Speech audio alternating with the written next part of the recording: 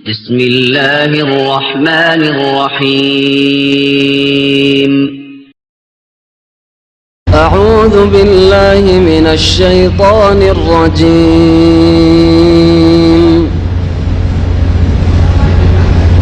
يا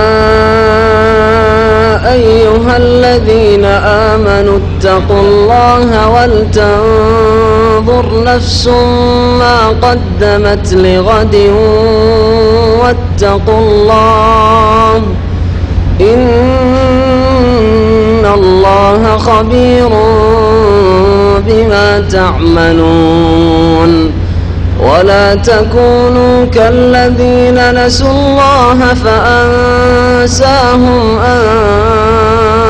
أنفسهم أولئك هم الفاسقون لا يستوي أصحاب النار وأصحاب الجنة أصحاب الجنة هم الفائزون لو أنزلنا هذا القرآن على جبل لرأيته خاشعا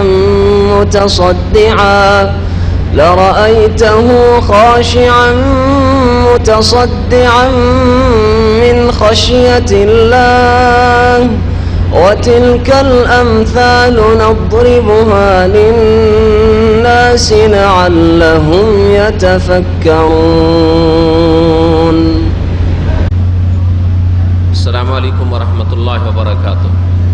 إن الحمد لله نحمده ونستعينه ونستغفره ونعوذ بالله من شرور أنفسنا ومن سيئات أعمالنا من يهده الله فلا مضل له ومن يضلله فلا هادي له وأشهد أن لا إله إلا الله وحده لا شريك له وأشهد أن محمدا عبده ورسوله صلى الله تعالى عليه وعلى آله وصحبه وسلم تسليما كثيرا. يا أيها الذين آمنوا اتقوا الله حق تقاته ولا تموتن إلا وأنتم مسلمون. يا أيها الناس اتقوا ربكم الذي خلقكم من نفس واحدة وخلق منها زوجها وبث منهما رجالا كثيرا ونساء واتقوا الله الذي تساءلون به والأرحام إن الله كان عليكم رقيبا. يا أيها الذين آمنوا اتقوا الله وقولوا قولا سديدا يصلح لكم أعمالكم ويغفر لكم ذنوبكم ومن يطع الله ورسوله فقد فاز فوزا عظيما. أما بعد فأعوذ بالله من الشيطان الرجيم قد أفلح من تزكى وذكر اسم ربه فصلى. সম্মানিত ভাতৃমণ্ডলী, আল্লাহ পাক রব্বুল আলামিনের সমস্ত প্রশংসা যে আল্লাহ পাক রব্বুল আলামিন পবিত্র রমজানের শেষে মানুষের রোজা সিয়াম শেষ হলে আল্লাহ পাক তার পক্ষ থেকে রোজার পবিত্রতার জন্য আর অভাবীদের অভাব দূর করার জন্য ঈদগুলিতে বিশেষ একটি বিষয় ফরজ করেছেন, আর তা হচ্ছে জাকাতুল ফিতর বা সাদাকাতুল ফিতর, বা যাকে আমরা আমাদের সাধারণ ভাষায় বলি ফিতরা। ফিতরা আল্লাহ পাক রব্বুল আলামিনের পক্ষ থেকে তাঁর রাসূল সাল্লাল্লাহু আলাইহি ওয়াসাল্লাম ফরজ করেছেন, যার কথা স্পষ্ট অনেকগুলি হাদিসে রয়েছে। আর কোরআনে কারীমের এই মর্মে দুটি আয়াত রয়েছে সূরা আলার, কাদ আফলাহা মান তাযাক্কা ওয়া যাকারা ইসমা রাব্বিহি ফাসাল্লা। সফল কাম হইল ওই সব লোকেরা যারা যাকাতুল ফিতর প্রদান করে, যারা ফিতরা আদায় করে, ওয়া যাকারা ইসমা রাব্বিহি, এবং তাদের রবের নামের জিকির আজকার করে, মানে আল্লাহ পাকের স্মরণ করে, আল্লাহ পাকের জিকির করে। তার মানে ঈদের চাঁদ উঠলে তাকবীর পাঠ করে, তাকবীরগুলি হচ্ছে জিকির আল্লাহ পাক রব্বুল আলামিনের। ফাসাল্লা, অতঃপর তারা সালাত আদায় করে, মানে ঈদুল ফিতরের নামাজ তারা আদায় করে। তিনটি বিষয় আল্লাহ পাক রব্বুল আলামিন এই দুটো ছোট ছোট আয়াতে উল্লেখ করেছেন। একটি হচ্ছে জাকাতুল ফিতরের কথা। এই আয়াতের তাফসীরে বলা হয়েছে যে তাজাক্কা মানে ফিতরাকে বলা হয়েছে, জাকাতুল ফিতরকে বোঝানো হয়েছে। আর তাজাক্কা মানে আত্মার পরিশুদ্ধি, নিজের আত্মাকে পাক করা, ইবাদত বন্দেগীকে সুন্দর করা, রোজার অবস্থায় যদি কোনো রকমের ত্রুটি ঘাটতি হয়ে থাকে রোজায়, তাহলে সেগুলির ঘাটতি পূরণ হবে, আর মানুষের আত্মার পরিশুদ্ধি হয়, মন পাক পবিত্র হয় কৃপণতা থেকে, সংকীর্ণতা থেকে দান খায়রাত করলে। তাহলে জাকাতুল ফিতর বা ফিতরা দেওয়ার মাধ্যমে আত্মার পরিশুদ্ধি হয়। এই জন্য আল্লাহ পাক তাজাক্কা বলেছেন। আর তাজাক্কা মানে জাকাতুল ফিতর প্রদান করাও হইতে পারে। আর এই সময়ে আল্লাহ পাক রব্বুল আলামিনের জিকির, আজকার, তাকবীর পাঠ করাও সুন্নাত। আল্লাহ পাক এই বিষয়টিকে এভাবে উল্লেখ করেছেন, ওয়াজাকা রাসমা রব্বিহি, আর তার রবের নাম তারা স্মরণ করলো, রবের নামের জিকির আজকার করলো। আল্লাহু আকবার, আল্লাহু আকবার, লা ইলাহা ইল্লাল্লাহ, আল্লাহু আকবার, আল্লাহু আকবার, ওয়ালিল্লাহিল হামদ। এইভাবে সাহাবায়ে কেরামরা আল্লাহ পাকের জিকির আজকার করেছেন ঈদের চাঁদ উঠলে। ফাসাল্লাহ, অতঃপর সালাত আদায় করলো, মানে ঈদের সালাত আদায় করলো। এই হচ্ছে একটি তাফসীর। দুটি তাফসীরের আরেকটি তাফসীর বলা হয়েছে যে সালাত মানে আম নামাজ, ফরজ নামাজের কথা, যা প্রতিদিন আল্লাহ পাক ফরজ করেছেন। আর আল্লাহ পাকের জিকির মানে সাধারণ জিকির আর আজকার, আল্লাহ পাককে সবসময় স্মরণে রাখা। আর তাজাক্কা মানে আত্মার পরিশুদ্ধি, এটাও তাফসীর হতে পারে। কিন্তু আমাদের যে বিষয়বস্তু আজকে সেটা হচ্ছে ফিতরা বা জাকাতুল ফিতর। জাকাতুল ফিতরের সাথে বা ফিতরার সাথে এই আয়াত দুটোর সম্পর্ক আছে। জাকাতুল ফিতর সম্পর্কে কয়েকটি দিক নিয়ে আলোচনা করব, যাতে করে জাকাতুল ফিতর বোঝা আমাদের জন্য সহজ হয়। আর সময় যখন ঘনিয়ে এসছে তখন এই বিষয়ে আমাদের প্রত্যেক মুসলিমের জ্ঞান অর্জন করা ফরজ। যদি জাকাতুল ফিতর সম্পর্কে আমাদের বিগত বিস্তারিত আলোচনা আছে, যা আপনারা সিডির আকারে পাবেন, ইন্টারনেটেও সার্চ করলে পাবেন। কিন্তু তারপরেও যখন যে মৌসুম থাকে সেই সম্পর্কে আমরা আলোচনা করে থাকি। আর এটা হচ্ছে নবী করিম সাল্লাল্লাহু আলাইহি সাল্লামের আদর্শ। জাকাতুল ফিতর রাসূলুল্লাহ সাল্লাল্লাহু আলাইহি সাল্লামের মাধ্যমে আল্লাহ পাক ফরজ করেছেন। নবী করিম সাল্লাল্লাহু আলাইহি সাল্লাম নিজের পক্ষ থেকে কোনো কথা বলেননি, যাই বলেছেন আল্লাহর পক্ষ থেকে বলেছেন। এর হুকুম কি? এর হুকুম হচ্ছে ফরজ। আব্দুল্লাহ বিন উমর রাদিয়াল্লাহু তাআলা আনহুমা থেকে বর্ণিত সহিহ বুখারীর হাদিস, যাতে রয়েছে তিনি বলছেন, ফারাদা রাসূলুল্লাহ সাল্লাল্লাহু আলাইহি ওয়াসাল্লাম যাকাতাল ফিতর। রাসূলুল্লাহ সাল্লাল্লাহু আলাইহি ওয়াসাল্লাম যাকাতুল ফিতর মানে ফিতরা ফরজ করেছেন। আল্লাহ পাকের রাসূল ফরজ করেছেন আল্লাহর পক্ষ থেকে। আল্লাহ যা ফরজ করেছেন আর রাসূল যা ফরজ করেছেন, দুটোতে কোনো পার্থক্য নেই, কোনো পার্থক্য নেই। যদি আমি একটি আদেশ মানবো আরেকটি মানবো, আল্লাহটা মানবো রাসূলেরটা মানবো না, তাহলে সে মুসলিম হতে পারবে না। কারণ কালেমা তাইয়্যিবাতে দুটো অংশ রয়েছে। লা ইলাহা ইল্লাল্লাহর শাহাদাত, আল্লাহ ছাড়া কেউ সত্য মাবুদ নেই, আর মুহাম্মদ সাল্লাল্লাহু আল্লাহ পাকের রাসূল।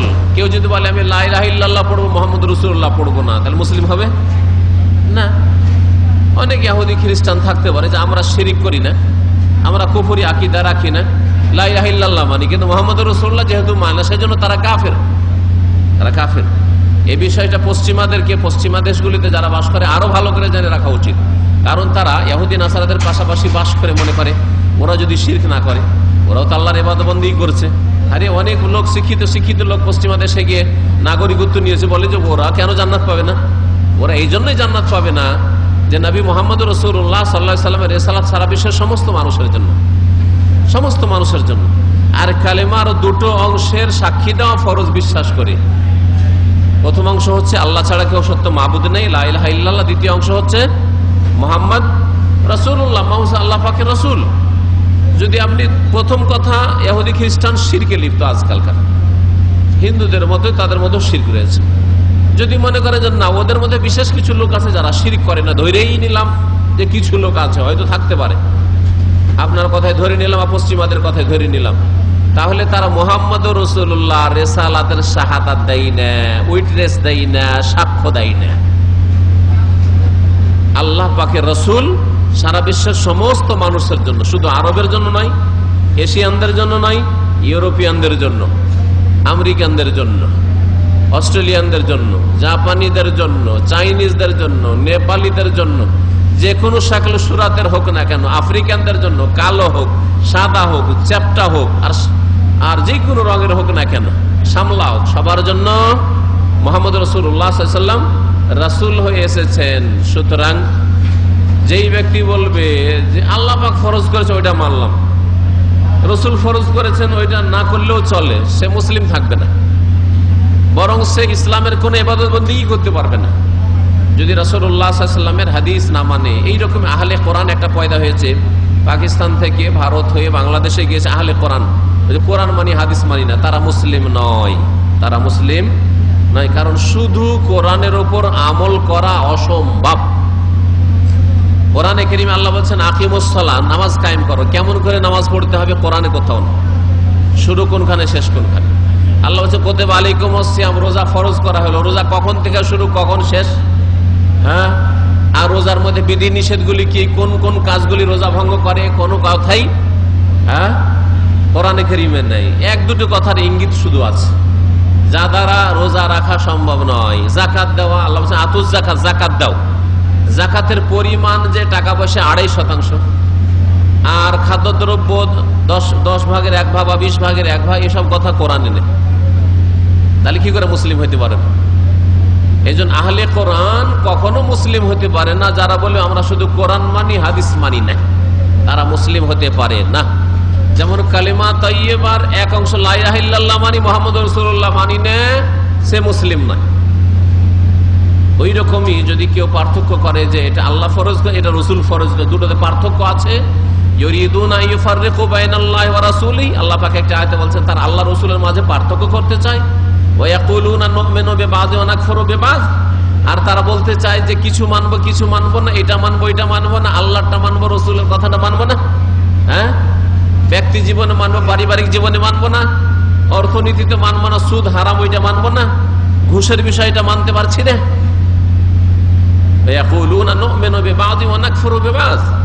নামাজটা মানবো, মসজিদ মানবো, মাদ্রাসা মানছি, ঠিক আছে, ওখানে কোরআন রাখেন, কিন্তু আপনার ওইসব কথা বলিয়েন না যে মাজার শিরিক, ওই কথা বলিয়েন, ওইটা মানতে পারি না।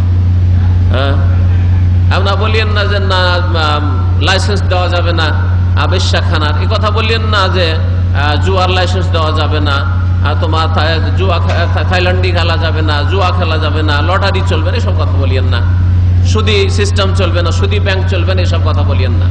আল্লাহ এদের সম্পর্কে বলছেন যে ওয়ায়াকুলুনা, তারা বলে নুমিনু বিবাযিন ওয়া নাকফুরু বিবায, কিছু মানবো কিছু মানবো না, সুদী ব্যাংকের সাথে আদান প্রদান করবো, আর সুদী ব্যাংকে চাকরি করব, নামাজও পড়বো, কিছু মানবে কিছু মানবে না। ওয়ায়ুরিদুনা আইয়াত্তাখিযু বাইনা যালিকা সাবিলা, ওয়ায়ুরিদুনা আইয়াত্তাখিযু বাইনা যালিকা সাবিলা, ওরা মাঝামাঝি রাস্তা নিতে চায়, সুবিধাবাদী। হ্যাঁ, কিছু ধর্মকর্ম করলাম, নামাজ রোজা করলাম, আর দুনিয়ার লোভ সামলাইতে পারি না, সুদও খেলাম, ঘুষও খেলাম, সুদী কারবারও করলাম, সুদী ব্যাংকে টাকা রাখলাম, অসুবিধাটা কি? ফিক্সড ডিপোজিট করলাম, অসুবিধাটা কি? মেয়ের বিবাহ দিতে হবে, হ্যাঁ 5 বছর ডবল হবে, আর যৌতুক দিতে হবে, এখন থেকে 10,000 টাকা ফিক্স করলে ওতেই হয়ে যাবে। এসব যুক্তি আজকালকার ফাসেক মুসলমানরা পেশ করে, ওরা মাঝামাঝি পথ নিতে চায়। আল্লাহ বলছেন উলাইকা হুমুল কাফিরুনা হাক্কান, যারা আল্লাহ রসুলে পার্থক্য করবে, ইসলামের এটা নেব এটা নেব না পার্থক্য করবে, তারা হচ্ছে একবারে খাঁটি অর্থে কাফের। শুধু কাফের আল্লাহ বলে উলাইকা হুমুল কাফিরুনা হাক্কান, এরা একবারে নিঃসন্দেহে নিছক খালেস কাফের, খালেস কাফের। আল্লাহ পাক রব্বুল আলামিন এদেরকে বলেছেন। তাহলে যারা বলবে যে রাসূলুল্লাহ সাল্লাল্লাহু আলাইহি ওয়াসাল্লাম ফরজ করেছেন ফিতরা, ফিতরাটা আদায় না করলেও চলে, হ্যাঁ নামাজটা পড়ছি, রোজাটা তো রাখলাম, তাহলে কুফরির আশঙ্কা আছে। বরং এই আয়াত বলে যে উলাইকা হুমুল কাফিরুনা হাক্কান, অস্বীকার করলে, আল্লাহ রসুলের মাঝে পার্থক্য করে, আল্লাহ রসুলের আদেশ নিষেধের মাঝে পার্থক্য করলে মানুষ কাফের হয়ে যায়। নবী করিম সাল্লাল্লাহু আলাইহি ওয়াসাল্লাম যাকাতুল ফিতর ফরজ করেছেন। এই ফরজের পরিমাণ কত? পরিমাণ এই হাদিসে রয়েছে সা'আম মিন তামরিন, 1 সা দিতে হবে, খেজুর দিলেও, আও সা'আম মিন শাইরিন, সেই যুগে খেজুরের পরে জব ছিল, জব। আজকালকার যুবকরা অনেকে জও চিনে না, আমরা আঞ্চলিক ভাষায় জও বলি, জব, জব চিনে না, বলছে জব আবার কেমন হয়, আশ্চর্য কথা। সা'আম মিন শাইরিন, জব বার্লি, 1 সা, জব হলো 1 সা দিতে হবে। আলাল আবদে ওয়াল হুররে, এখানে দুটো কথা উল্লেখ করা হয়েছে। অন্য হাদিসে রয়েছে সা'আম মিন তুআমিন, খাদ্যদ্রব্য, যে কোনো খাদ্যদ্রব্য হইলেও এক সা দিতে হবে, সামিন তো আমিন। তাহলে খাদ্যদ্রব্য আজকাল প্রধান খাদ্য হচ্ছে কি? চাউল। তাহলে চাউল এক সা দিতে হবে। ধান চলবে না, ধান সরাসরি খাওয়া যায় না। আরে গম এখনই যদি আসে এখনই পিছে টিসে খাওয়া যাবে, তো ধান এখন আজকে যদি আসে, কোন গরিবের বাড়ি যদি ঈদের রাত্রে ধান দেন 3 দিন পরে চাউল খেতে পাবে, ঠিক না? ও শুকাবে, এ করবে ওই করবে, বিশেষ করে সিদ্ধ চাল হলে, তাই না? তাহলে এই জন্য ধানের ফিতরা চলবে না। এক শ্রেণীর সুবিধাবাদী মৌলভী সাহেব হুজুররা আছে ইন্ডিয়া, বাংলাদেশ, পাকিস্তানে, ওরা বলছে ধানের ফিতরা চলবে। হ্যাঁ, ধানের ফিতরা জায়েজ নয়, ভালো করে শুনে রাখে। আল্লাহ পাক হেদায়েত করে ওই সব গোমরাহ হুজুরদেরকে যারা জনসাধারণকে এইভাবে গোমরাহ করছে। নবী করিম সাল্লাল্লাহু আলাইহি ওয়াসাল্লাম যেগুলির নাম বলেছেন সেগুলো দেন, আর না হলে খাদ্যদ্রব্য রেডি দেন। চাউল খাদ্যদ্রব্য রেডি, চাউল এখনই নিয়ে গেলে এখনই এটা ফকির ভাত রান্না করে খেতে পারবে, তাই না? কিন্তু ধান বাড়ি নিয়ে গিয়ে কাজ হবে না। আর ঈদের দিনে গরিবদেরকে সুখী করতে বলা হয়েছে ফিতরা দিয়ে। ঈদের দিনে ফিতরা দিয়ে তাদেরকে অভাব মুক্ত করে দাও, আগনুহুম আনিল ফাকরি, তাদেরকে সচ্ছল করে দাও। তারা যেন ওপরের দিকে তাকিয়ে না থাকে যে আমার ছেলেমেয়েরা কি খাবে, গরিবের এই চিন্তা না থাকে। এতে থেকে আরো স্পষ্ট হয় যে ফিতরা গরিবের বাড়ি ঈদের আগে আগে পৌঁছে যেতে হবে। আমাদের দেশের মূর্খামি হচ্ছে যে ফিতরা আদায় করে সরদারের বাড়ি বা মাতবরের বাড়ি, মাতাব্বরের বাড়ি জমা করে দিল, আর ও ঈদ পড়ে এসে আরামে বাবু 2-3 দিন পর শুরু করবে, বা ঈদের পরে 1 দিন পর শুরু করবে, 8 দিন 10 দিন ভোর দিতে থাকবে, কিন্তু ঈদের দিনে দেবে না, ঈদের আগে দেবে না। এইভাবে ফিতরা আদায় হয় না। এই কুসংস্কারগুলি আমাদের এ দেশের বিভিন্ন এলাকায় ছড়িয়ে আছে। ফিতরা গরিবের বাড়ি ঈদ করার আগে পৌঁছে যেতে হবে, যাতে গরিব তার ছেলে মেয়েকে দুটো খাওয়িয়ে ছেলে মেয়েরা খুশি হয়, আর বাপ মা খাওয়িয়ে দাওয়িয়ে খুশি হয়, নিজে খেয়ে খুশি হয়, তারপর ঈদ পড়তে যেতে পারে। এটা হচ্ছে ফিতরার হিকমত। আর যদি ফিতরার চাউল বা ফিতরার টাকা তো জায়েজ নয়, পরে বলবো এটা বিষয়। এইসব যদি ফিতরার সম্পদ যদি পৌঁছে ঈদের পরের দিন, তাহলে যে উদ্দেশ্যে ফিতরা ফরজ করা হয়েছে সেটা হাসিল হইল না, সুতরাং এইভাবে ফিতরা হবে না। ফিতরা কার উপর ফরজ? নবী করিম সাল্লাল্লাহু আলাইহি ওয়াসাল্লাম বলেছেন আলাল আবদি ওয়াল হুররি।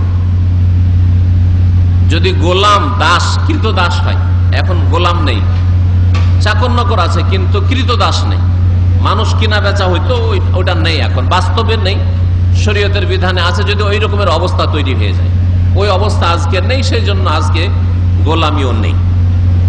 গোলামও যদি হয়, ব্যক্তি মালিকানা নেই গোলামের, যা ইনকাম করবে মনিবের, তারপরে ওর উপরে ফরজ, ওর উপরে ফিতরা ফরজ। ফিতরা দেবে কে?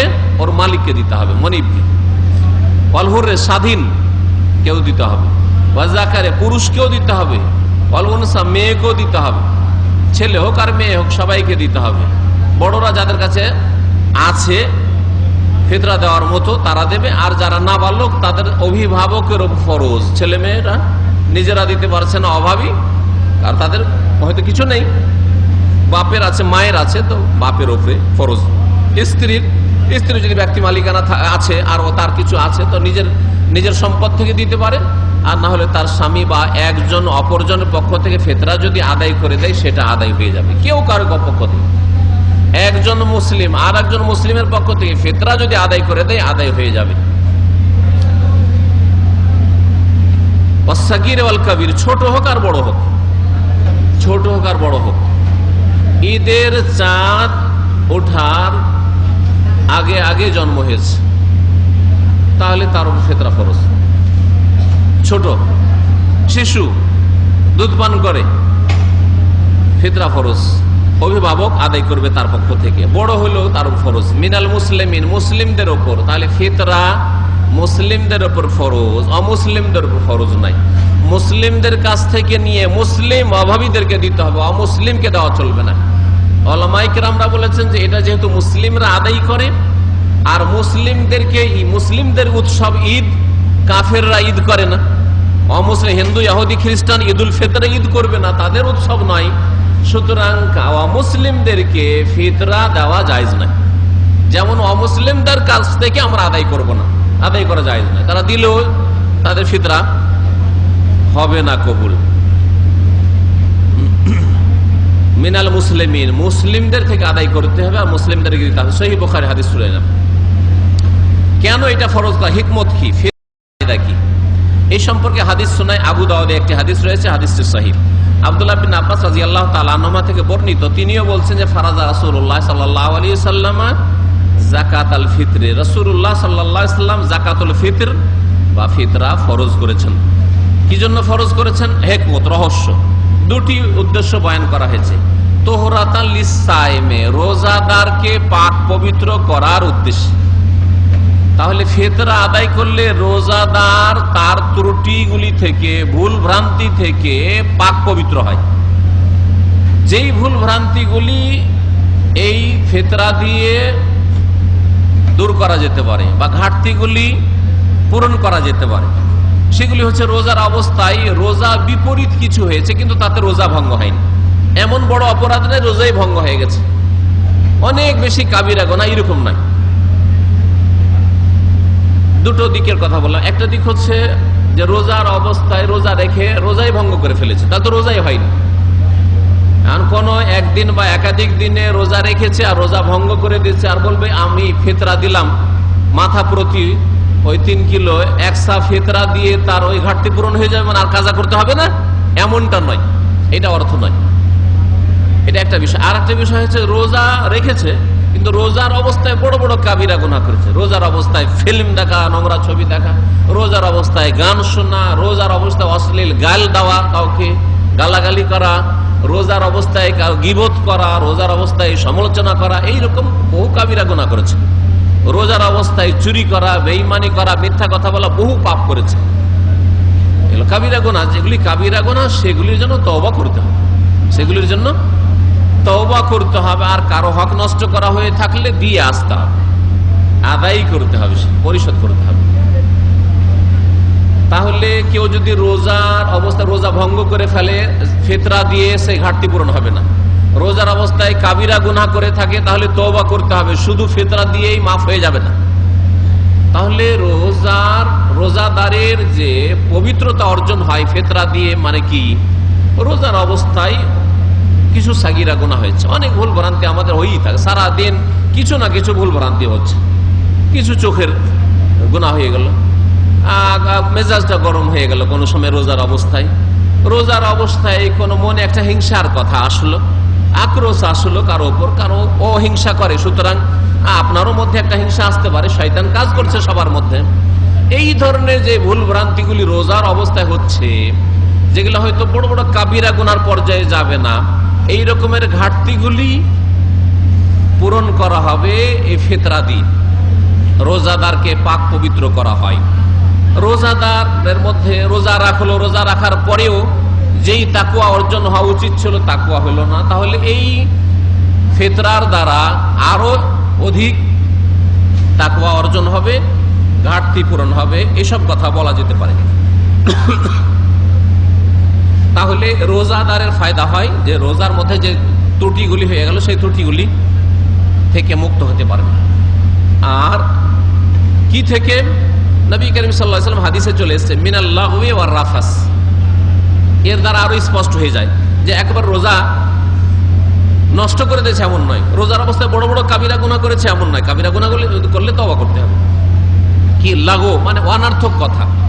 কিছু লোক আছে বেশি কথা বলা অভ্যাস, রোজার অবস্থায় সারাদিন বকর বকর করতেই আছে, সারাদিন অধিক কথা বলে, প্রয়োজনের বেশি কথাবার্তা বলে। তো এইরকম যারা বেশি বকবক করে, বেশি কথা বলে, এগুলো লাগো কথা, অনার্থক কথা, একটা নেকি নাই, অথচ জবান খরচ করছেন, লাভটা কি? একটা হালাল রিয়ালও আদায় হইল না, জবান খরচ করে, আর একটা নেকিও হইল না। এইরকম কাজকে লাগো বলা হয়, অনার্থক কথা বলা হয়। হালাল যদি একটা রিয়াল আদায় হইতো, একটা টাকা একটা পয়সা আদায় হইতো, হালাল, হারাম নয়, তাহলে সেটা অনার্থক হইতো না, সার্থক হইতো আপনার কথা বলা। আর একটা নেকি যদি হইতো, সালাম আলাইকুম বললেন কাউকে, ভাই কেমন আছেন, ভালো আছেন, সুবহানাল্লাহ বললেন, আলহামদুলিল্লাহ বললেন, আল্লাহু আকবার বললেন, লা ইলাহা ইল্লাল্লাহ বললেন, লা হাওলা ওয়ালা কুওয়াতা ইল্লা বিল্লাহ বললেন, হ্যাঁ, বিবিকে টেলিফোন করলেন, ছেলে মেয়েদের টেলিফোন করলেন, হ্যাঁ তোমরা কেমন আছো, ছেলেটা অসুস্থ ছিল, ভালো হয়েছে, চিকিৎসা করেছো, খোঁজ খবর নিলেন, নেকির কাজ, কিছু না কিছু অবশ্যই নেকি হইল। তাহলে জবান খরচ করে কথা বলে ফায়দা হইল আপনার। কথা বলেন কারোর সাথে, দুনিয়ার কথা বলেন, ব্যবসার কথা বলেন, একটা টাকা মুনাফা হইল, লাভ হইল, হালাল রিজিক হলো, তাও ফায়দা হইল। কিন্তু না, একটা টাকাও ফায়দা হইল না হালাল, আর একটা নেকিও হইল না। এইরকম দুনিয়ার যেগুলি কথা আছে সেগুলি হচ্ছে লাগু। মুমিন লোকেরা অনার্থক কথা থেকে বেঁচে থাকে। ওয়াল্লাযীনা হুম আনিল লাগওয়ি মুরিদুন। আল্লাহ সূরা মুমিনুন প্রথম দিকে মুমিন মুসলিমদের বেশ কিছু ভালো গুণ উল্লেখ করেছেন। সত্যিকার অর্থে মুমিন মুসলিম যদি হয় তাহলে তারা আনিল লাগওয়ি মুরিদুন, অনার্থক কথা কাজ থেকে বিমুখ থাকে। অনার্থক কথা কাজে তারা নিজেকে জড়ায় না। অনার্থক কথা কাজ মুমিন মুসলিম দ্বারা হতে পারে। সারাদিন অনার্থক গল্প, গাল গল্প চলতেই আছে, আলতু ফালতু কথা চলতেই আছে না, এরকম একজন মুসলিমের চরিত্র হবে না। তার ভাষার, তার কথার মূল্য আছে, জবানের দাম আছে। এমনি জবান কেন খরচ করবে যাতে দিন দুনিয়ার কোনো ফায়দা নেই? অনার্থক কথা যদি রোজার অবস্থা হয়ে থাকে তাহলে এই ঘাটতি পূরণ হবে, পাক করা হবে রোজাদারকে। রাফাস, আর যৌন সম্পর্কীয় কথা, রোজার অবস্থায় বিবির সাথে প্রেম আলাপ করা, আমোদ ফুর্তি করা খুব ভালো কাজ না। রোজার অবস্থায় ঠিক আছে, ভালো আছেন, কেমন আছে, ঠিক আছে, কিন্তু বিদেশে আছেন, ব্যাচেলার মানুষ, অনেকদিন দেখতে পান না, রোজার অবস্থায় তো ওই রকমই একটু আমোদ ফুর্তি করছেন।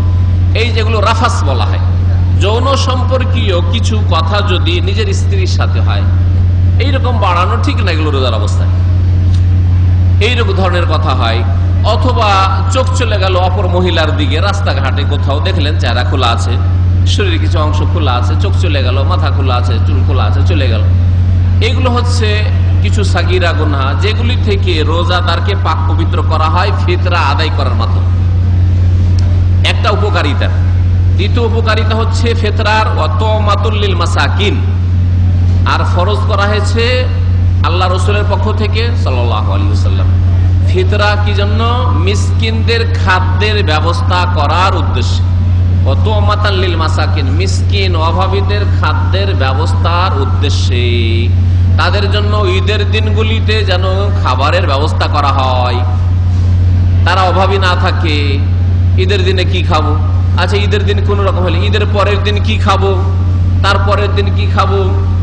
সুখী সচ্ছল লোকেরা বাড়িতে আমোদ ফুর্তি করছে ছেলে মেয়েদেরকে নিয়ে, আর গরিব মানুষ দিন মজুর করার জন্য ঈদের দিন ছুটবে, ঈদের পরের দিন ছুটবে না। ওরাও একটু অভাব মুক্ত হয়ে খাক, একটু আরামে খাক। কত মাতালিল মাসাকিন।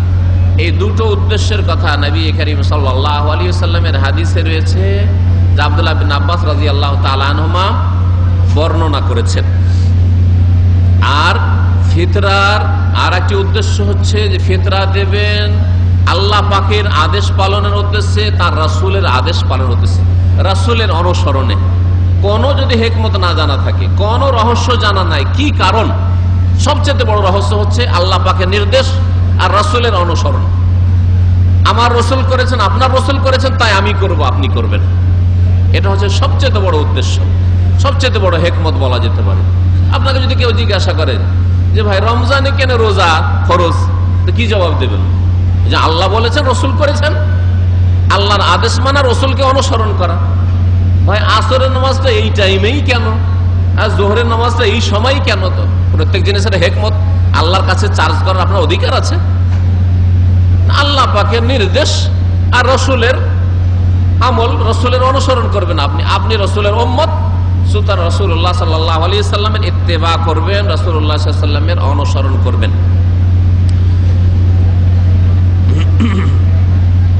এই ফিতরা কখন ফরজ হয়? এই ফিতরা কখন ফরজ হয় আর কখন দিতে হবে? ফিতরা কে ফিতরা কেন বলে এটা জানলে বুঝতে পারবেন। ফিতরাকে এই জন্য ফিতরা বলা হয় যে ফিতর মানে হচ্ছে রোজা সমাপ্ত করা। এই জন্য আমরা সন্ধ্যাবেলা যখন রোজা, প্রতিদিনের রোজা শেষ করছি, তখন ওইটাকে কি বলছি? ইফতার করা বলছি বা ফতুর। আর ওরা ফতুর বলছে, এই যে এখনকার খাবারকে ফতুর বলছে না? হ্যাঁ, ফতুর বলছে। আর আমরা রোজা ইফতার পার্টি, ইফতার ক্যাম্প বলছেন না? ইফতার কেন বলছেন? ইফতার এই জন্য বলছেন যে রোজাটাকে সমাপ্ত করলেন। প্রতিদিনের রোজা সমাপ্ত করেন সন্ধ্যাবেলা সূর্য ডুবলে, আর গোটা রমজানে রোজা সমাপ্ত কখন করবেন?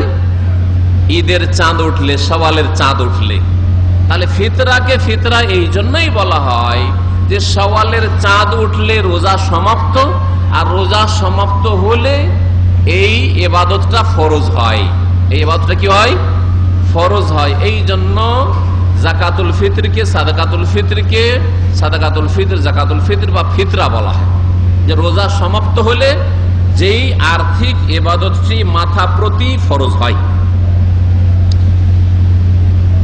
আব্দুল্লাহ বিন উমর রাদিয়াল্লাহু তাআলা আনহুমা থেকে বুখারীতে একটি হাদিস রয়েছে এই মর্মে, বলছেন তিনি যে আন্না নবী সাল্লাল্লাহু আলাইহি ওয়াসাল্লাম আমারা বিযাকাতিল ফিতরে, রাসূলুল্লাহ সাল্লাল্লাহু আলাইহি ওয়াসাল্লাম ফিতরা দিতে বলেছেন, যাকাতুল ফিতর মানে ফিতরা দিতে বলেছেন, কাবলা খুরুজিন নাস ইলা সালাতে, মুসলিমদের ঈদের নামাজ পড়তে যাওয়ার আগেই। তাহলে ফিতরা দেওয়ার শেষ সময় হচ্ছে ঈদের নামাজ পড়তে যাওয়ার আগে। আর সৌদি আরবে ঈদের নামাজ একেবারে ভরি ভরি হয়ে যায়, তাই না? ফজরের নামাজের পরেই গিয়ে মসজিদে জায়গা নিতে হয়, অথবা ঈদগাহে তো মাশাআল্লাহ বিশাল ঈদগাহ আছে। তারপরে সূর্য ওঠার পরে আধা ঘন্টার মধ্যেই নামাজ শুরু হয়ে যায়, কারণ এটা হচ্ছে সুন্নাত। আউয়াল ওয়াক্ত হচ্ছে এটা ঈদের আউয়াল ওয়াক্ত হচ্ছে যখন সূর্যটা পুরোপুরি উঠে যাবে, তারপরে আপনি ঈদের নামাজ পড়ে নিতে পারেন। আর এখানে সুন্নত মোতাবেক আমল হয়। আর আমাদের দেশে তো আজব অবস্থা, কোনো টাইম টেবিল নাই। খুব যদি তাড়াতাড়ি হয় তাহলে সকাল কয়টায়? 9টা না, 8টা থেকে 9টা। যারা দেশে কোরআন হাদিস মেনে চলার চেষ্টা করে তাদেরও ঈদগাহগুলিতে দেখা যায় 8টার আগে শুরু হয় না, 8টা থেকে 9টার মধ্যে হয়, যেটা আমার জানা। আর যারা বিভিন্ন বিদাতে জড়িয়ে রয়েছে তার মধ্যে এটাও এক সুন্নতের খেলাফ কাজ করা, তাদের নামাজের টাইম 10টার আগে নয়, 9টা, 9:30, 10টা। বেশ কিছু এলাকায় ছোটকালে দেখতাম বিদাতি ভাইদের ঈদগাহ থেকে ঈদ পড়ে আসতো, রাস্তাতে জোহরের নামাজের আজান হয়ে গেছে। ঈদ থেকে আসছে, জোহরের আজান রাস্তাতেই। আহলে হাদিস গ্রামগুলিতে জোহরের আজান হচ্ছে, আর ওই বিদাতি ভাইরা ওরা ঈদ পড়ে আসছে, ওদের জোহর আজান আরো লেট হবে, কারণ ওদের জোহরও তো আবার লেট। হ্যাঁ, জোহর যদি জোহরের রক্ত মাথার উপর থেকে সূর্য গড়ে গেলে হয়, এটি হচ্ছে সুন্নত। তার মানে এখানে এই জন্য 11:45, 46 হয়ে যাচ্ছে, তাই না? আমাদের দেশে কখনো 12টা, 12:30 জোহর হয়। জোহর কয়টায় হয়? হ্যাঁ, হানাফি ভাইদের জোহর হয় 1টা থেকে 1:30। হ্যাঁ, আর শীতকাল হোক আর গ্রীষ্মকাল হোক একই রকম। জুমার নামাজ শীতকাল হোক আর গ্রীষ্মকাল ও একই রকম, ওই 1:30, 2টাই শেষ হবে। কোন কোন জায়গায় 2:30টাই জুমার নামাজ শেষ হয়, আরো আশ্চর্য হয়ে যাবে। আসরের সময় জুমার নামাজ শেষ, সুবহানাল্লাহ। আর আসরের নামাজ পড়ে সূর্য ডুবতে একটু যখন, একবারে অপছন্দনীয় টাইম। এ আলাদা এক বিষয়, যে বিষয়ে চলে গেলাম, যাক ওদিকে যাচ্ছি না। বলছিলাম যে ঈদের নামাজ সুন্নত মোতাবেক এই সৌদি আরবে আদায় হয় সূর্য ওঠার পরে আধা ঘন্টা থেকে 1 ঘন্টার মধ্যেই পড়ে নেবেন। এটা হচ্ছে সুন্নতি নামাজ। সূর্য যদি 6টায় উঠে যায় তাহলে 6:30টায়। আজকাল তো আরো আগে হয়তো সূর্য উঠে যাচ্ছে, কারণ ফজরের নামাজ 4টার আগে শেষ হয়ে যাচ্ছে। তার মানে সূর্য 5টা, 5:30টার মধ্যে হয়ে যায়, তাহলে 6টায় ঈদের নামাজের ওয়াক্ত অলরেডি হয়ে গেছে। ঈদের নামাজে যাওয়ার আগে ফিতরা আদায় করে দিতে হবে, এটা হচ্ছে শেষ সময়। এই মর্মে আরো শুনেন যে এই ফিতরা আদায় করার শুরু কখন আর শেষ কখন। কারণ অনেকে আছে ফিতরা 10 দিন আগে দিয়ে বসে আছে, অনেকে আছে প্রথম রমজান থেকে শুরু করেছে, 10 রমজানে, 15 রমজানে, 20 রমজানে বাড়িতে আমার ফিতরা দেওয়া হয়ে গেছে, দেশে আমার ফিতরা দেওয়া হয়ে গেছে, এখানে দেওয়া হয়ে গেছে। আজব কথা না, এইরকম ফিতরা না। এইরকম ফিতরা দিলে ফিতরা আদায় হবে না। ফিতরার জন্য 2টো সময় আছে, একটা হচ্ছে উত্তম সময়, বেস্ট সময়, ফজিলতের সময়, আর একটা হচ্ছে জায়েজ, বৈধ সময়। উত্তম সময় হচ্ছে ঈদের দিন ফজর নামাজ পড়ে ঈদে যাওয়ার আগে, আর এই সময়টা খুব সংকীর্ণ। তাহলে আপনাকে ফকির আগে থেকে জানা থাকতে হবে যে কাকে কাকে দেব। হ্যাঁ, জানা থাকতে হবে। ফজর নামাজ পড়লেন আর সাথে সাথে ফিতরাটা আদায় করলেন, আর আদায় করে আপনি ঈদের নামাজে টান দিলেন। কিন্তু আজকালকার মানুষ যদি সৌদি আরবে এখানে এটা করতে যায় তাহলে ফেতরাই দিবে না, হয়তো ফেতরাই দিবে না, ফেতরা দিবে না, ওইদিকে যে মসজিদে জায়গা নেবে, হ্যাঁ ও টানা পড়েই পড়ে যাবে, বড় মুশকিলে পড়ে যাবে। সেজন্য রাত্রেই দিয়ে দেওয়া তার জন্য ভালো হবে। সবচেয়ে উত্তম টাইম হচ্ছে ফজর পরে, ফাওয়াসাবাহুল ঈদ কাবলা সালাহ, ঈদের আগে, ঈদের দিন সকালবেলা দিবে। এই মর্মে দলিল শুনেন বুখারী শরীফের আবু সাঈদ খুদরি রাদিয়াল্লাহু তাআলা আনহু, অধিকাংশ ফিতরার হাদিসগুলি আব্দুল্লাহ বিন ওমর, আব্দুল্লাহ বিন আব্বাস আর আবু সাঈদ খুদরি বর্ণনা করেছেন। আবু সাঈদ খুদরি রাদিয়াল্লাহু তাআলা আনহু বলছেন যে কুন্না নুখরিজু ফি আহাদি রাসূলিল্লাহ সাল্লাল্লাহু আলাইহি ওয়াসাল্লাম, আমরা রাসূলুল্লাহ সাল্লাল্লাহু আলাইহি ওয়াসাল্লামের আমলে ফিতরা আদায় করতাম ইয়াউমাল ফিতরে, ঈদের দিন, আগে নয়। কোন দিন? ইয়াউমাল ফিতরে, ঈদুল ফিতরের দিন। সাআম মিন তাআমিন, এক সা খাদ্যদ্রব্য। এই যে খাদ্যদ্রব্যের হাদিস পালেন, বুখারীর হাদিস। তাহলে আমাদের খাদ্যদ্রব্য চাউল, চাউল আপনি এক সা দেবেন। ওয়াকাল আবু সাঈদ, আবু সাঈদ আরো বলছেন ওয়াকানা তো আমনা শাইর ওয়াজ জাবিব ওয়াল আকিত ওয়াত তামির, আর আমাদের খাদ্যদ্রব্য সেই যুগে মানে নবী সাল্লাল্লাহু আলাইহি ওয়াসাল্লামের আমলে কি ছিল? জব ছিল, শাইর, ওয়াজ জাবিব আর কিশমিশ ছিল, ওয়াল আকিত আর পনির ছিল, ওয়াত তামির আর খেজুর ছিল, তামার। এইগুলো ছিল খাদ্যদ্রব্য নবী সাল্লাল্লাহু আলাইহি ওয়াসাল্লামের জামানার। খেজুর প্রধান খাদ্য, না হলে কিশমিশ আঙ্গুর শুকিয়ে, আর না হলে পনির, দুধ থেকে তৈরি করা পনির তাদের খাদ্য ছিল, পনির দিতেন।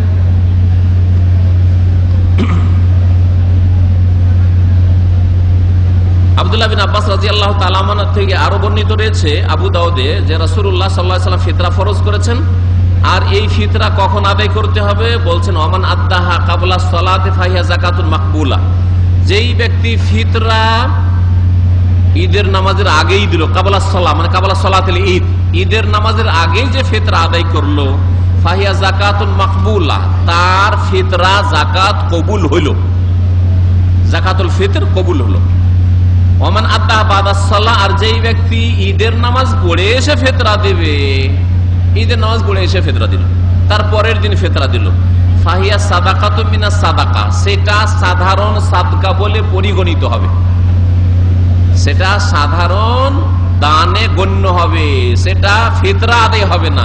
তাহলে ফিতরার ফরজ তার ছুটে গেল, গুনাহগার হলো, ফরজ তরককারী সেই ব্যক্তি হইল। এটা ছিল উত্তম সময়, ঈদের দিন আপনি সকালবেলা দিয়ে দিন আর নামাজের আগে আগে। আর জায়েজ সময় সম্পর্কে বুখারী শরীফে আব্দুল্লাহ বিন ওমর রাদিয়াল্লাহু তাআলা আনহু থেকে রিওয়ায়াত রয়েছে যে তিনি ঈদের একদিন বা 2 দিন আগে দিয়ে দিতেন। একদিন আগে হইলে 29 তারিখে অথবা 30 তারিখ। 30 তারিখ সম্পর্কে জানা যে 30 হবে কি হবে না জানা নাই, তাহলে 29, আর 2 দিন আগে হলে 28 ধরেন, তাহলে 28 রমজান। আজকে হচ্ছে 27 রমজান, তাই না? আজকে 27 রমজান, আগামীকালকে 28 রমজান, কালকে যদি দিয়ে দেন, তারপরের দিন 29 রমজান, 29 রমজান দিয়ে দেন, বা 30 যদি হয় 30-এ দিয়ে দেন। তো 1-2 দিন আগে দেওয়া সাহাবায়ে কেরাম থেকে প্রমাণিত। আব্দুল্লাহ বিন ওমর রাদিয়াল্লাহু তাআলা আনহু বলছেন যে নবী করিম সাল্লাল্লাহু আলাইহি ওয়াসাল্লাম সাদাকাতুল ফিতর ফরজ করেছেন। সাদাকাতুল ফিতর, আর এটাকে সাদাকাতুর রমজানও বলা হয়, রমজানের সাদকাও বলা হয়। এই ফিতরা এটা ফরজ করেছেন 1 সা করে, সা মিন তামারিন সা মিন শাইরিন, 1 সা করে। 1 সা কত হয়? 1 সা হচ্ছে আনুমানিক, একটু বেশি করে দিলে 3 কিলো। 3 কিলো দিলে সন্দেহ মুক্ত হয়ে গেলেন, আর মানুষের দ্বিমত থেকে মুক্ত হয়ে গেলেন। একদল 2.5 কিলো বলেছে, আর একদল বলছেন 2.5 কিলো থেকে একটু বেশি। সুতরাং একটু বেশি দিলে কোনো দোষ নেই। আপনি যদি 2.5 কিলোর জায়গায় 5 কিলো দিয়ে দেন তো বাকিটা আপনার সাদকা হবে, কোনো দোষ হলো না। 10 কিলো দিয়ে দেন, আমার 3 কিলো ফরজ, 2.5 কিলো ফরজ, আমি 10 কিলো দিয়ে দেবো, 20 কিলো দিয়ে দেবো, আমি 1 মণ দিয়ে দেবো, কোনো অসুবিধা আছে? কোনো অসুবিধা নেই। যেটা ফরজ সেটা ফরজ হইলো, আর বাকিটা আমার নফল হইলো, অসুবিধা না, দান খায়রাত হইলো। কিন্তু যদি কম হয়ে যায় তাহলে অসুবিধা আছে, কম হইলে অসুবিধা আছে। এই জন্য সন্দেহ মুক্ত থাকার জন্য এখানকার উলামায়ে কিরামরা বলছেন যে আপনি 3 কেজি দিয়ে দেন, আর কেউ যদি 2.5 কেজি বলে তাহলে সেটা সর্বনিম্ন বলেছে।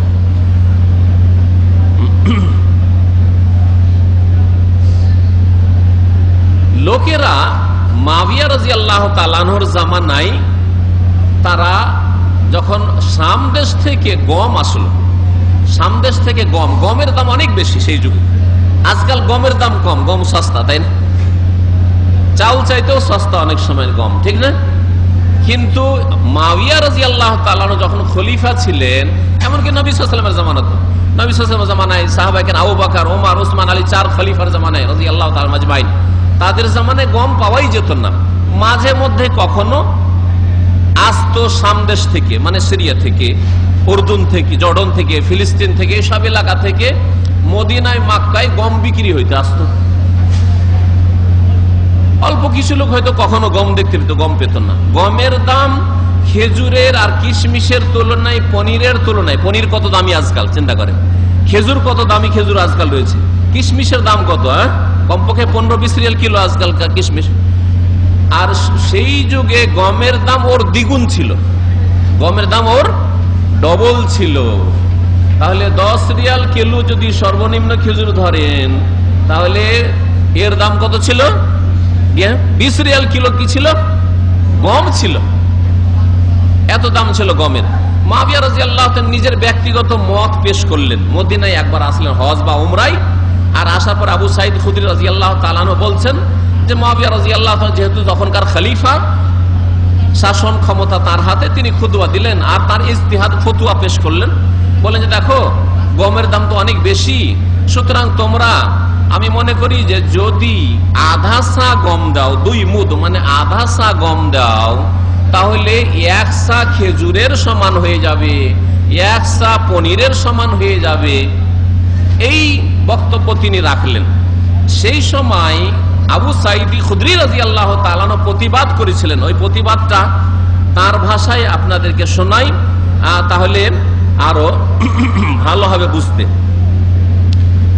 বলছেন আবু সাঈদ খুদরি রাদিয়াল্লাহু তাআলা আনহু যে রাসূলুল্লাহ সাল্লাল্লাহু আলাইহি ওয়াসাল্লামের জামানায় আমরা 1 সা করে দিতাম, 1 সা দিতাম খাদ্যদ্রব্য, 1 সা দিতাম পনির, 1 সা দিতাম জব, 1 সা দিতাম তামার খেজুর, 1 সা দিতাম কিশমিশ।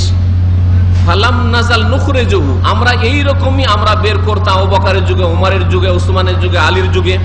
হাত্তা কাদেমা মুআবিয়া তো হাজ্জান আও মুতামিরান, মুআবিয়া রাদিয়াল্লাহু তাআলা হজ অথবা উমরায় একবার আসলেন আর মদিনায় এসে মেম্বারে চড়ে খুতবা দিলেন, তিনি বক্তব্য করলেন। খুতবা মানে বক্তব্য, আমাদের দেশের মোল্লারা বুঝে না যে খুতবা মানে বক্তব্য, খুতবা মানে মন্ত্র বুঝে ওরা। জুমার খুতবা আরবিতে দেবে, মন্ত্র পড়বে, ঈদের খুতবা আরবিতে দেবে, মন্ত্র পড়বে। হ্যাঁ, আর সাহাবায়ে কেরামরা তারা বুঝতেন খুতবা মানে কি? বক্তব্য। আজকালও আর কোন আরবিকে জিজ্ঞাসা ওই মানে খুতবা, খুতবা মানে কি? খুতবা মানে স্পিচ, খুতবা মানে বক্তব্য, খুতবা মানে লেকচার, এটাই বলবে। কিন্তু আমাদের দেশের মোল্লারা বুঝতে পারলো না যে খুতবা মানে বক্তব্য, আর বক্তব্য জাতির ভাষায় হইতে হবে। বক্তব্য কার ভাষায় হইতে হবে? বাংলাদেশিদেরকে ঢাকা বাইতুল মোকাররমে আরবি মন্ত্র পড়ে খুতবা দিবে নাকি? হ্যাঁ, বাংলা ভাষায় খুতবা হইতে হবে, এইটা হচ্ছে সুন্নাত। তা এতে ফায়দা হবে, কারণ ওই রকম একটা শাহী মসজিদে, ওই রকম একটা রাজকীয় মসজিদে বড় বড় মন্ত্রীরা আছে, এমপিরা আছে, বড় বড় পুঁজিপতিরা আছে, বড় বড় ইন্ডাস্ট্রি ফ্যাক্টরির মালিকরা আছে, তাদের ইসলাম শেখা ফরজ হয়ে আছে। তারা জলসা ওয়াজ মাহফিলে আসবে না ইসলাম শেখার জন্য। এই রকমের কল্যাণ থেকে বিদাতি ফতুয়া আরবি ভাষায় এই জুমার খুতবা আর ঈদের খুতবা, এই কল্যাণ থেকে বঞ্চিত রেখেছে, ইসলাম শিক্ষা থেকে বঞ্চিত রেখেছে। যার ফলে প্রধানমন্ত্রী ইসলাম জানেন না, রাষ্ট্রপতি ইসলাম জানেন না, হ্যাঁ, দেশের স্বরাষ্ট্রমন্ত্রী ইসলাম জানে না। কি করে জানবে তারা? তাদেরকে মন্ত্র শুনিয়ে রাখবেন তো। 52টা সপ্তাহে 52টি জুমার খুতবা, হ্যাঁ, আর 2টা ঈদুল ফিতর, এই 54টি বিষয় সম্পর্কে বছরে একবার প্রত্যেক মন্ত্রী জুমা পড়ে, হ্যাঁ, প্রত্যেক পয়সাওয়ালা পুঁজিপতি ব্যবসায়ীরা ধনাঢ্যরা জুমা পড়ে। তারা 54টা বিষয় জানতে পারতো না? পারতো না। কিন্তু এই বিদাতি ফতুয়াতে যে আরবি ভাষায় মন্ত্র পাঠ হতে হবে জুমার খুতবা, ঈদের খুতবা, এদেরকে ইসলাম শিক্ষা থেকে বঞ্চিত রেখেছে। কাল কিয়ামতে এই বিদাতি মোল্লাদেরকে জবাবদেহি করতে হবে। কিন্তু আমাদের ফতুয়া আর সৌদি আরবের ফতুয়া, শেখ বিন বাজ রহমতুল্লাহ আলাইহির ফতুয়া, আরবিতে তার ফতুয়া ছেপে আছে। আমরা বাংলাতে কয়েক বছর আগে অনুবাদ করে আমরা দিয়েছি আমাদের ভাইদেরকে, যে যেই দেশে খুতবা হবে সেই দেশের ভাষায় খুতবা হইতে হবে, যেই দেশে খুতবা পাঠ হবে সেই দেশের ভাষায়। তাহলে ইউরোপ আমেরিকাতে ইংরেজি ভাষায় খুতবা হইতে হবে, বাংলাদেশে বাংলা ভাষায় খুতবা হইতে হবে, কেরালায় কেরালা ভাষায় খুতবা হইতে হবে, উর্দু যারা বোঝে উর্দুতে খুতবা হইতে হবে। এইভাবে খুতবা হইতে হবে, তাহলে খুতবার উদ্দেশ্য হাসিল হবে। সম্মানিত ভাতৃমণ্ডলী, আবু সাইদ খুদরি প্রতিবাদ জানালেন যখন মুআবিয়া রাদিয়াল্লাহু তাআলা খুতবায় বললেন যে আধা সা দিলেই হবে, বললেন আম্মা আনা, আমি বলছি, ফালা আজাল উখরিজুহু আবাদান মাইশত, যতদিন বেঁচে থাকবো এক সা করেই দেব, আপনার ফতোয়া নেব না, আপনার হুকুম নেব না, রাসূলের নাফরমানি করে। তাহলে আধা সা যে আমাদের দেশে আধা, আর সেটাকে আবার টাকাতে নিয়ে যায়, এটা আরেক বিদআত। ফিতরা টাকাতে দেওয়া জায়েজ নয়, যে গরিবকে আপনি টাকা দেবেন, টাকা দিয়ে চাউল কিনে খাদ্যদ্রব্য কিনে ফিতরা দিতে হবে।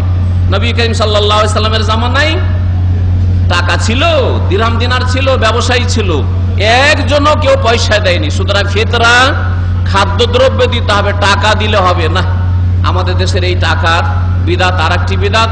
এই সম্পর্কে সতর্ক করে সময় শেষ হয়ে গেছে, এখানে আলোচনা শেষ করছি। আল্লাহ পাক যেন আমাদের গুনাহ খাতা মাফ করেন, আর আমাদের যেন সিয়াম কিয়াম কবুল করেন, আমাদের সকলকে যেন ফিতরা আদায় করার তৌফিক দান করেন। সাল্লাল্লাহু আলা নবিয়িনা মুহাম্মদ ওয়া আলা আলিহি ওয়া সাহবিহি আজমাইন।